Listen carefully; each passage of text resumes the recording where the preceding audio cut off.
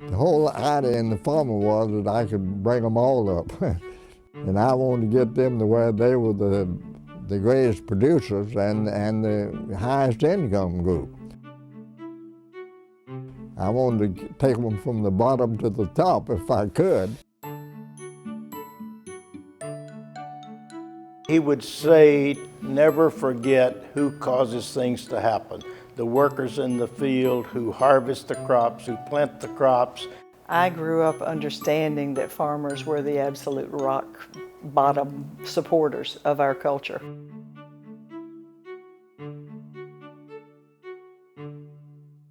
One of the stories that really had a great impact on him was what he would tell about his mother back when he was growing up on the farm in Georgia, here, a cotton farm.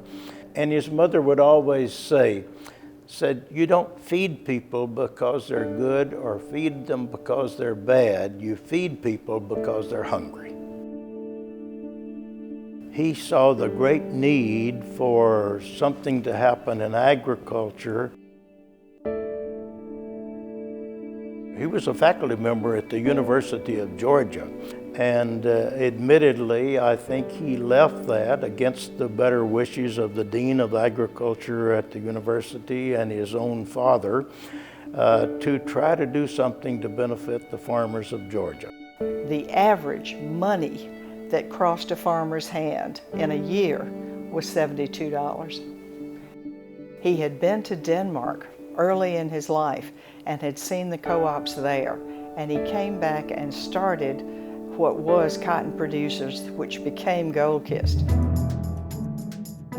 The purpose of Goldkist, as Mr. Brooks often articulated it, was to improve the economic well-being of family farmers in the areas it served. Goldkist was one of the first companies that had poultry servicemen whose total function was to go around from farm to farm and help the producers do a better job at what they were doing. He was absolutely committed to the fact that profits were to be shared, and that's how it happened in a co-op. Goldkist's legacy in Georgia is that many farm families achieved a much higher standard of living, and their sons and daughters and grandsons and granddaughters continue to enjoy that benefit today through the poultry business.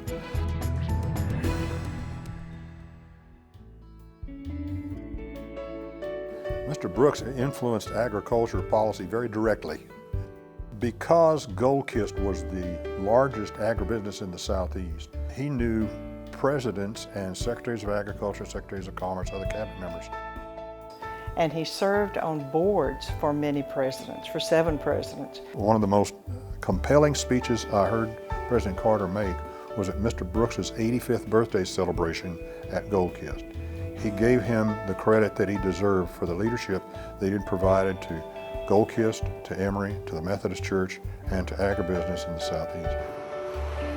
He loved the university, and that was the only way it was ever referred to in our house. It was the university. When he was in his 90s, he was invited back to give lectures in the School of Agriculture. He loved being able to brag that he had been the youngest professor and now the oldest.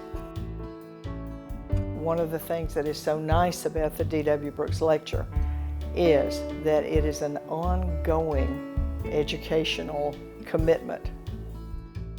I think the importance of the Brooks Lecture today is that it brings the leading thinkers, the leading speakers, the thought leaders to the campus so that young people can see that there are great opportunities in agriculture, agribusiness, agricultural economics, and the environment associated with agricultural activities. He would be absolutely thrilled about, and he was thrilled about it during his lifetime when he could go. That was one of the highlights of the year. Today the South is booming, it's doing well, and it's up there even now, and we're doing quite well. So we have great institutions now in the South, and they're training lots of wonderful people, and they're building the South, and that's the way you do it. And so I think the future of the South looks better to me every day.